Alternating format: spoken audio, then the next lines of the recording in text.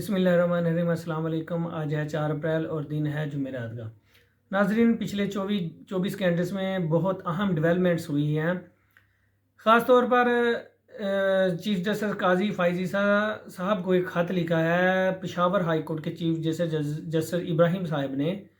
اس بار ہم بات کریں گے، لیکن پہلے تھوڑی سی بات۔ کل سماعت جو ہوئی ہے از خود نوٹس پر، جو 6 جج صاحبان نے اسلام آباد ہائی کورٹ نے سپریم جوڈیشل کونسل کو خط لکھا تھا، اس کے بارے میں پہلے تو اس بار ایک کمیشن بنا دیا گیا تھا جو کہ اب فارغ ہو گیا ہے تصدق جیلانی صاحب کی سربراہی میں، جنہوں نے خود ہی اس کو فارغ کر دیا ہے۔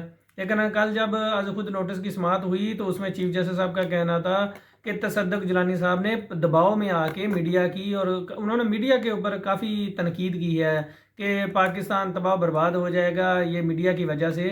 یہ جو سوشل میڈیا خاص طور پر اس کی وجہ سے بات کر رہے تھے وہ، حالانکہ یہ 2010 سے سوشل میڈیا ہے وہ چل رہا ہے، تب سے تو پاکستان کو کوئی نقصان نہیں پہنچا، لیکن ابھی چیف جسٹس صاحب یہ بتائیں گے کہ کیسے نقصان پہنچ رہا ہے۔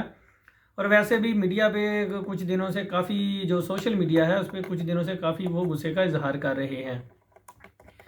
ناظرین، تو چیف جسٹس یہ جو سماعت کے دوران چیف جسٹس صاحب اور اٹارنی جنرل صاحب بھی بولتے رہے ہیں اور اپنی صفائیاں پیش کرتے رہے ہیں، اور آخر میں بس مدعا تو صرف اتنا ہی نکلا ہے کہ اس پہ فل کورٹ بینچ سماعت کرے گا۔ یعنی ابھی انہوں نے کہا کہ سپریم کورٹ کے تمام جو جج صاحبان ہیں وہ اویلیبل نہیں ہیں، 29 یا 30 اپریل کو وہ اویلیبل ہوں گے، پھر فل کورٹ جو ہے وہ سماعت کرے گا۔